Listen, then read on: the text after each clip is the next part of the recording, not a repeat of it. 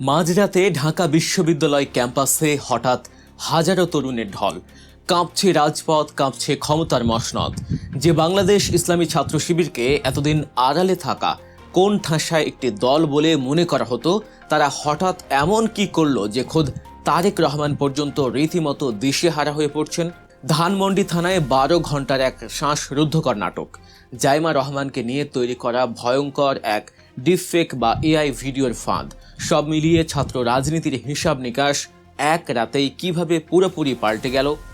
বছরের পর বছর ধরে ঢাকা বিশ্ববিদ্যালয়ে যে ভয় রাজত্ব কায়েম ছিল, তা যেন এক নিমিষে তাসের ঘরের মতো ভেঙে পড়েছে। এতদিন যারা ভেবেছিল গায়ে জোর খাটিয়ে ভয় দেখিয়ে পুরো ক্যাম্পাস নিজেদের পকেটে পুরে রাখবে, তাদের চোখে এখন রীতিমতো সর্ষে ফুল দেখার জোগাড়। গভীর রাতে হাজার হাজার সাধারণ শিক্ষার্থী যখন গলা ফাটানো স্লোগান নিয়ে রাজপথে নেমে আসে, তখন একটি বিষয় দিনের আলোর মতো পরিষ্কার হয়ে যায়। দিন বদলেছে। এতদিন যে শিবিরকে গর্তে লুকিয়ে থাকা দল বলে তাচ্ছিল্য করা হতো, সেই শিবিরের এই নাছোড়বান্দা স্বভাব বর্তমান ক্ষমতা চেয়ারে বসা নেতাদের রীতিমতো ঘোল খাইয়ে ছেড়েছে। তাদের সেই পুরনো চুপচাপ স্বভাব আর নেই। তারা এখন অধিকার আদায়ে সরাসরি মাঠে, একদম প্রকাশ্য দিবালকে। ধরে ধরে ধরে না, ধরলে শিবির ছাড়ে না। এই হুঙ্কারে যখন রাতের ক্যাম্পাস প্রকম্পিত হয়, তখন বড় বড় রাজনৈতিক নেতাদের রাতের ঘুম হারাম হওয়াটাই স্বাভাবিক। পুরো ঘটনার সূত্রপাত কিন্তু আরেক জায়গায়। ডাকসুর ভিপি এবং বর্তমান ছাত্র নেতাদের উপর আকস্মিক হামলার পর ধানমন্ডি থানায় যা ঘটল, তা যে কোনো টানটান উত্তেজনার থ্রিলার সিনেমাকেও হার মানাবে। সেখানে টানা 12 ঘন্টা আটকে রাখা হলো শিবিরের এক নেতাকে। উদ্দেশ্য খুব পরিষ্কার ছিল, মানসিক চাপ দিয়ে তাকে কাবু করা এবং পুরো দলকে ভয় দেখিয়ে ব্যাকফুটে ঠেলে দেয়া। কিন্তু আসল ফন্দিটা আঁটা হয়েছিল পর্দার একেবারে আড়ালে। আধুনিক প্রযুক্তির এআই বা কৃত্রিম বুদ্ধিমত্তাকে কাজে লাগিয়ে জাইমা রহমানের নামে ছড়ানো হলো সম্পূর্ণ ভুয়া এবং অত্যন্ত নোংরা কিছু ছবি ও ভিডিও। মূল প্ল্যান ছিল একটাই, এই পুরো মিথ্যাচার ও নোংরা কাজের দায় যেন শিবিরের ঘাড়ে চাপিয়ে দেয়া যায়। তাদের ধারণা ছিল এই ফাঁদে পা দিয়ে ছাত্র শিবির হয়তো সবার সামনে খলনায়ক হয়ে যাবে এবং সাধারণ মানুষের চোখে তাদের ইমেজ ধুলোয় মিশে যাবে। কিন্তু বর্তমান যুগের সাধারণ শিক্ষার্থীরা যে কতটা স্মার্ট, তা তারা হিসেবে ধরতে ভুল করেছিল। খুব দ্রুতই সাধারণ মানুষের সামনে এই নোংরা রাজনীতির আসল চেহারা পরিষ্কার হয়ে যায়। অন্যের জন্য গর্ত খুঁড়তে গিয়ে তারেক রহমানের দলের নেতারাই যেন সেই নিজেদের খোঁড়া গর্তে হাবুডুবু খেতে শুরু করলেন। এই সস্তা মিথ্যাচারের কারণে সাধারণ শিক্ষার্থীদের মনে তাদের প্রতি ক্ষোভ কমার বদলে উল্টো বহুগুণ বেড়ে গেল। এই ঘটনাতেই চরম ক্ষুব্ধ হয়ে ওঠেন ভিপি সাদিক কায়েম। যে মানুষটিকে সবাই খুব শান্ত এবং ভদ্র স্বভাবের হিসেবে চেনে, তার মুখ থেকে হঠাৎ এমন কড়া ধমক আর হুঁশিয়ারি বের হবে, তা হয়তো বড় নেতারা স্বপ্নেও কল্পনা করেননি। তিনি অত্যন্ত কড়া ভাষায় স্পষ্ট জানিয়ে দিয়েছিলেন, গত 15 বছরের গেস্ট রুম দখলের সেই নোংরা খেলা, সেই ভয় রাজত্ব আর কোনোভাবেই এই ক্যাম্পাসে ফিরে আসতে দেয়া হবে না। গায়ের জোর দেখিয়ে ভালো কাজের সাথে যে আর টেক্কা দেয়া যায় না, তা হারে হারে টের পাচ্ছে বর্তমান ক্ষমতার স্বাদ পাওয়া নেতারা। আজ সাধারণ শিক্ষার্থীরা আর আগের মতো বোকা বা ভীতু নয়, তারা চুপ করে বসে থাকার পাত্র নয়। তারা খুব ভালো করেই বোঝে কে তাদের নিয়ে রাজনৈতিক দাবা খেলছে আর কে তাদের আসল অধিকারের কথা বলছে। 3 সন্তানের বাবা, বয়স্ক ছাত্র নেতারা যখন রামদা আর চাপাতি নিয়ে ক্যাম্পাসে দাপিয়ে বেড়ায়, ক্ষমতা দেখানোর চেষ্টা করে, তখন তা সাধারণ শিক্ষার্থীদের কাছে ভয়ের বদলে স্রেফ হাসির খোরাক আর চরম বিরক্তির কারণ হয়ে দাঁড়ায়।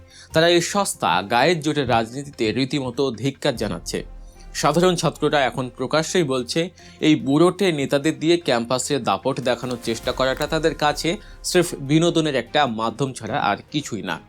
অন্যদিকে শিবির অত্যন্ত বুদ্ধিমত্তার সাথে সাধারণ শিক্ষার্থীদের এই সেন্টিমেন্টকে কাজে লাগাচ্ছে। তারা গায়ের জোরের বদলে কথা বলছে শিক্ষার, কথা বলছে সুন্দর ও নিরাপদ এক ক্যাম্পাসের। দুই দলের এই বিশাল মানসিক এবং আদর্শিক পার্থক্য সাধারণ শিক্ষার্থীদের তীক্ষ্ণ চোখ এড়িয়ে যায়নি। তারা খুব সহজেই বুঝতে পারছে কারা ক্যাম্পাসে শিক্ষার সুষ্ঠু পরিবেশ চায় আর কারা সেই পুরনো আমলের পেশি শক্তি ও দখলদারিত্বের রাজনীতিকে আঁকড়ে ধরে বাঁচতে চায়। সাধারণ শিক্ষার্থীদের এই উল্টো ঘোড়া বর্তমান সরকারের ছাত্র সংগঠনগুলোর জন্য এক বিশাল বড় ধাক্কা।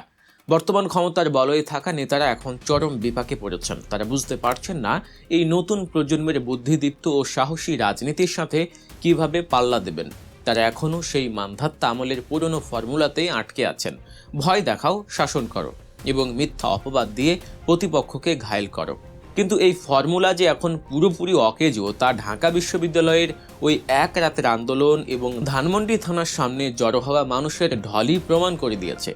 অন্যায়ভাবে কাউকে আটকে রাখলে শেষ পর্যন্ত যে সত্যেরই জয় হয় তা থানা থেকে বেরিয়ে আসা নেতাদের বিজয় উল্লাস এবং তাদের প্রতি সাধারণ মানুষের সমর্থন দেখেই স্পষ্ট বোঝা যায়।